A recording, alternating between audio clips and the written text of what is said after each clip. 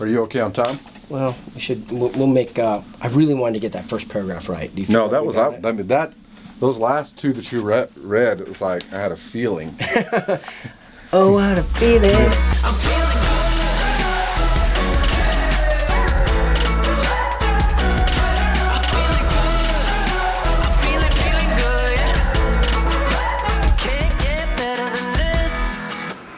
Rolling. Hey.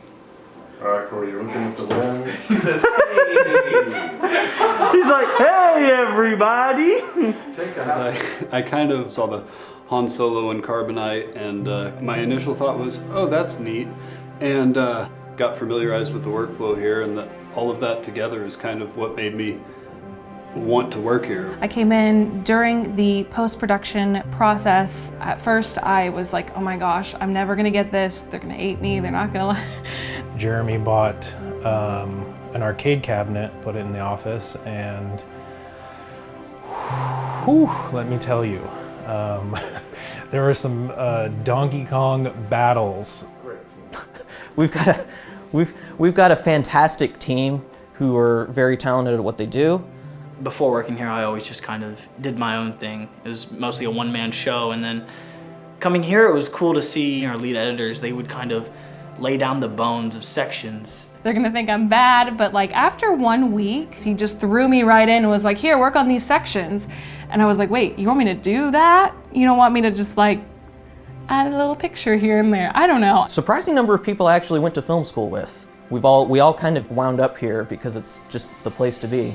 Gameplay and commercials and news clips and even music. And like seeing that Jeremy seemed to trust me so much with, you know, his project that he had been working on for so long. I just didn't think that I would be given so much responsibility, and having that really made me comfortable with extremely quick. It was like, this is kind of a cool environment that I would like to be a part of, and yeah, so that's kind of part of how I'm here now. Coffee fuels a lot of meetings here at Mediajuice. With cream and sugar or without. My official title is Creative Director. Day to day, my duties at Mediajuice is overseeing the team and client work and Trailers and promos and commercials and things like that for all of our clients. looking at a rough cut of something with an editor. The wall, the N64. Yeah, I think the voiceover coming out of that instead of going straight into the interviews. And we've been fortunate enough in the video game industry and in film and television industry to establish a name for ourselves, a brand.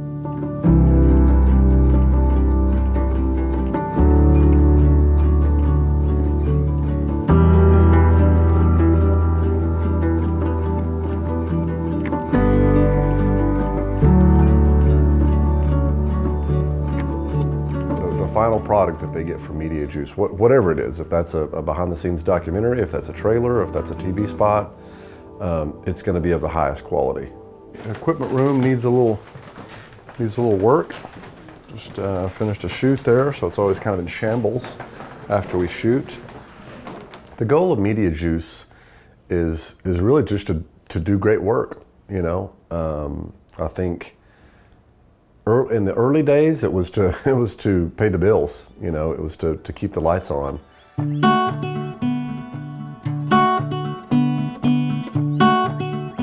How did Mediajuice begin? Wow. So in the early 2000s, I worked at a company called Funimation. At Funimation, we did licensing for lots of Japanese anime, the biggest of which being Dragon Ball Z. Vegeta, what did you say his power level is? It's over 9,000! 9,000! And I saw all the marketing materials, like the websites that they would hire, you know, designers and artists to build, and the trailers and the TV spots. And man, I really have this creative itch. So long story short, I launched Mediajuice in 2004, and Atari was our first client. And they hired us to start cutting the trailers for Dragon Ball Z for the upcoming slate of games. Eventually we produced a lot of the TV spots, and then that led to other promotional materials, working with movie studios, television studios, toy companies like Hasbro. Some say the best way to foresee what's next is to invent it.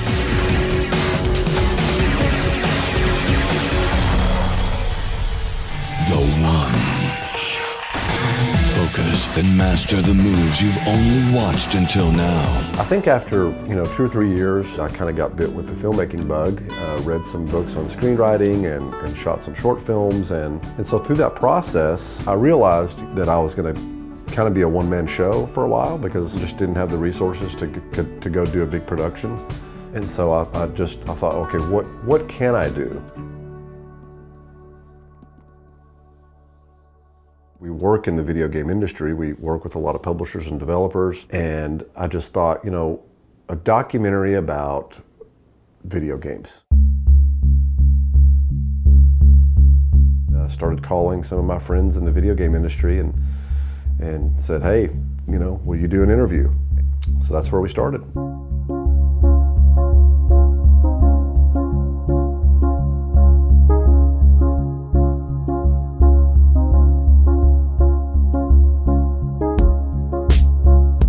Start out with a plan.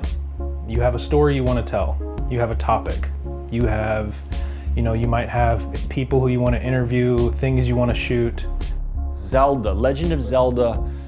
Was that on the first NES? The first NES, the only gold cartridge. Yeah, I had that. Wow, you know your shit. So, Allison Hayslip. Yes. We are here talking about video games. Is that what we're doing here? It is. Good. If we're ever at the day where it's not okay to get a photo, you can kick me in the nuts. Nice. That's awesome. Is all of this, were these windows put in or did they? No, that was the original part of the building. This was an old brewery. I don't know if I could pick one father of video games. It's a really difficult question to answer. We can skip over that. No, it's good. That's a great question.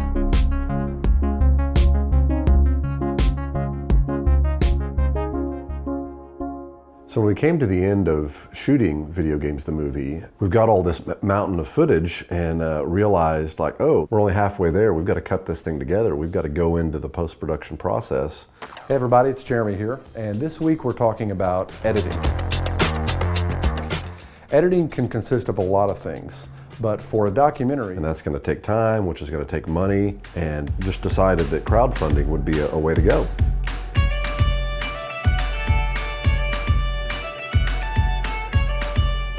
My name is Paul Merlucky, and I'm a virtual reality enthusiast and the designer of the Rift. The reason we're using Kickstarter is so that we can get these dev kits into the hands of developers as fast as possible. What if there are a lot of adventure game fans out there who want an adventure game? I wonder if there's some way that I could talk to them directly. Cut out publishers altogether. And that's when it occurred to me, Kickstarter. Right around that same time is when the very first Oculus campaign on Kickstarter launched and was hugely successful.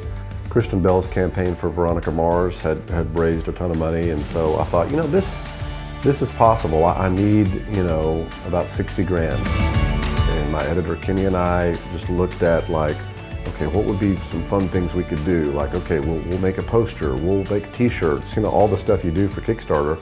Launched it, and within 48 hours had reached almost 60 or 70% of our goal.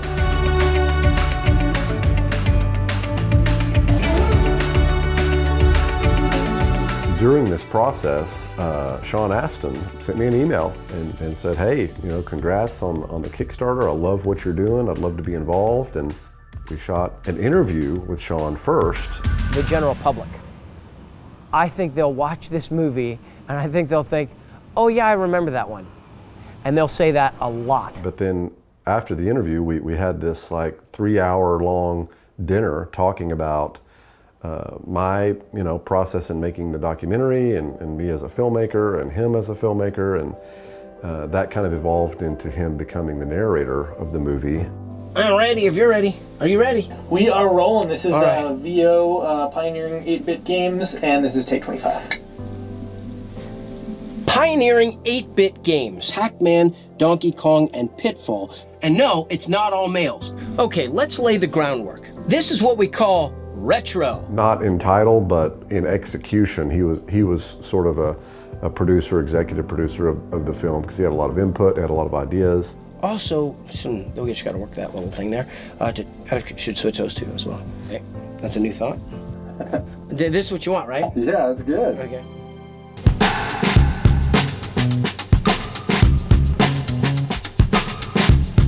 From a single pixel to this, where do we go from here? Many think that when it comes to the next generation of the campfire, the trouble is with art is it's a subjective term. Ooh, Crystal Castles. The godfather of video games has to be Nolan Bushnell. It's got to be Nolan Bushnell. I think we both agree it was Ralph Baer. And no, it's not all males. I saw the Nintendo Entertainment System and said, wow. In the service of human imagination. We were wrapping up our Kickstarter campaign. I think we had a week or so to go. And I was like, oh my gosh, we had a $10,000 donation from Zach Braff. Yeah, it's Model X R253 and it's gold cartridge. Now this game is really hard to not kill innocent civilians. You probably got the 2600 too. Oh yeah, it's my first machine, absolutely. Oh yeah, blowing this. Commando? Commando is awesome. Oh, I loved Commando. But no, actually, the arcade was just Punch-Out, right? I don't think Mike Tyson's name was on. Yeah. See, I know my shit. Which game are you playing? I'm playing Crystal Castles up in this bitch, and you just made me die. With a documentary, you have to be able and be willing to change the story you want to tell on the fly. I think that's something that we do really well and that we embrace. We'll have a plan, and but we're not rigid to it at all. The Kickstarter really was the stake in the ground, and the celebrity involvement only helped us get more ink. It's a film that's garnering a lot of attention, not just in the film world, but in the realm in which this film is based. Video Games the Movie. Video Games the Movie. Video Games the Movie. Video Games the Movie. Video Games the Movie. For the most part, I think the film has held up and is held up by the fans. We see those comments, and it's really encouraging.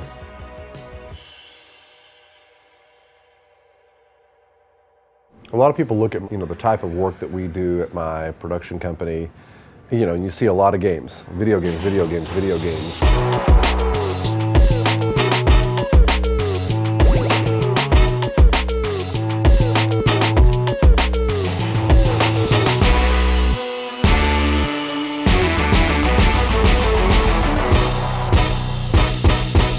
It's interesting because when I started Mediajuice, one of my biggest goals was to get into producing behind-the-scenes content. Getting to see behind the scenes, getting to hear from the horse's mouth, and see how it all comes together. So I thought, man, I want to do that.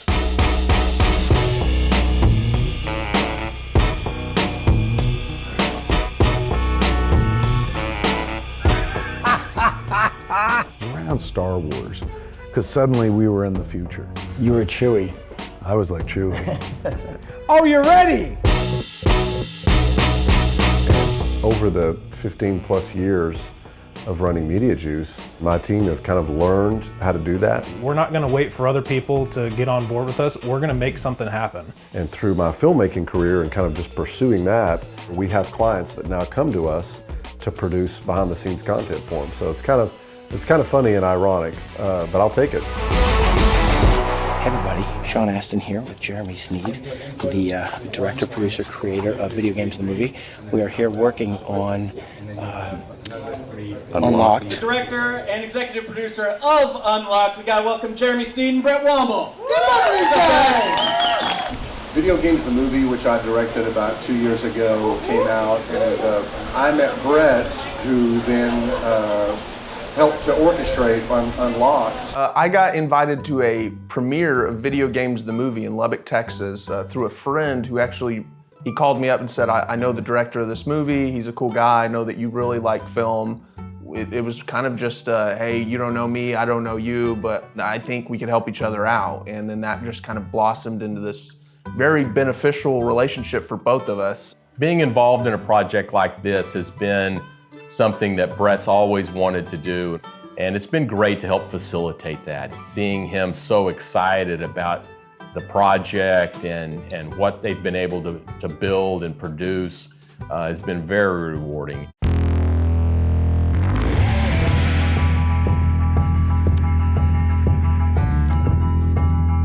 Video games are a cultural experience. I think that over the course of this 30 years, I look at it now and I say, hey, you know, maybe Mario is kind of up there with Mickey Mouse. Unlocked was fun. It's a great series. It's a lot of fun. Anybody who's watched it is always tells me, like, wow, the production value. Gaming has always helped push technology forward through innovation, and when Tom entered the scene with the Sega Genesis, So I called some industry friends and headed to E3 to explore.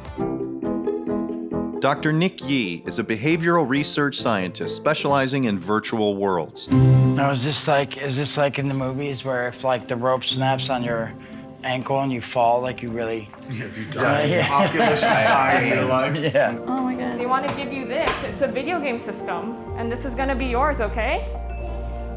Say thank you. Oh. Say it under the phone. Oh. The phone. Here. Into the phone. Ava. This one. Say thank you. You're welcome. It's a very polished, well-produced series. I think if I had it to do again, I would probably look at partnering with a network or a studio and saying, hey, what do you think and what do you want to see? And if we got that feedback from them to say, well, we really like what you did here, but our audience is interested in X, Y, Z, I think our, charging out and planning all the topics and shooting them, and we would look to find a partner first. Right now, if you go to unlocktvshow.com, that has all the information about the show. We're still in negotiations with networks. Honestly, 3 or 4 years ago, I said, hey, we're whatever the project is, whether it's video game related or not, I know I've got a team that can execute, that's passionate about it. So, no more video game stuff for us.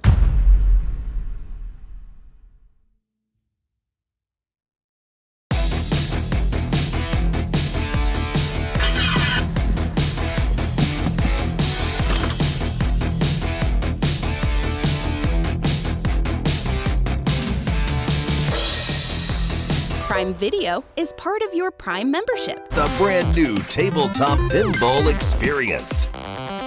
Gaze upon the extraordinary definition.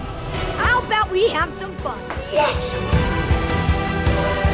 Samsung Kids opens a world of learning and play at your fingertips.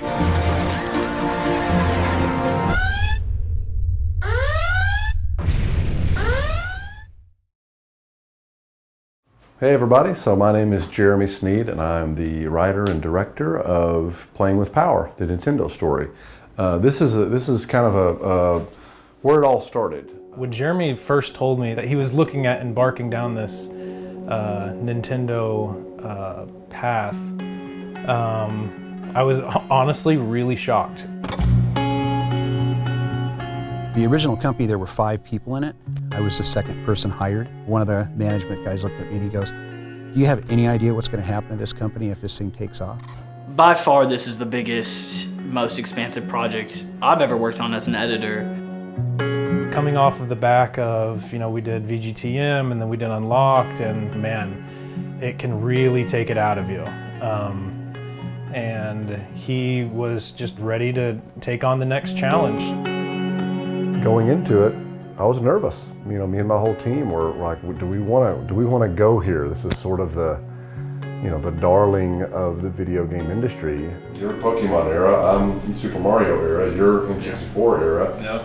It's like heartening to see those characters and hear those games, and it reminds people why they're watching this documentary, whatever episode they're in. Yep. So even with that idea, we're, having meetings and whiteboarding things and just kind of dreaming. It's like, those instruments are, it's not gaming music. It's like we've got plenty of people saying like, yeah, Nintendo Well, it's kind of tough to work with. We don't use a lot of songs with lyrics, but Yeah. this is a real good time to have some like meaning behind it. Basically, that's going to cover console wars.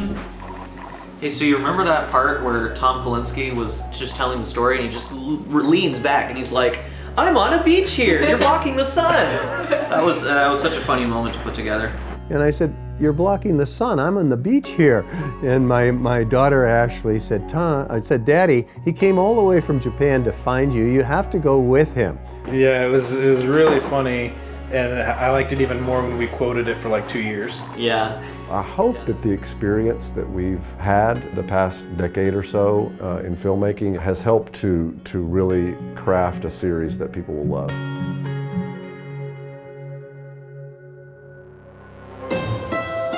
I think the future of Mediajuice is bright. You know, there's a lot of opportunity that's come out of us just producing things independently. Getting to collaborate with a team of people who are incredibly talented and know what they're doing, know what they want. Bring it back, collaborate with the people again, get some notes, get some direction, some critiques. And it always kind of gets boiled down to, okay, yeah, actually, this is it. We don't know how we got here, but I like this. Do you like this? Do you like this? We like this. And getting to learn and getting to grow your own craft. That feeling drives me to continue every day to do the best possible work that I can do for the team. And it just has really been such a cool process with a whole group of talented people. This is something we want to do. We want to make stuff. We want to be creators. And we've been very blessed to find a home for all of our projects. And been very blessed to have an audience that enjoys what we do. Filmmaking, and here at Mediajuice, I'm just really proud of the team. It's just, mind-blowing just seeing how far it's come.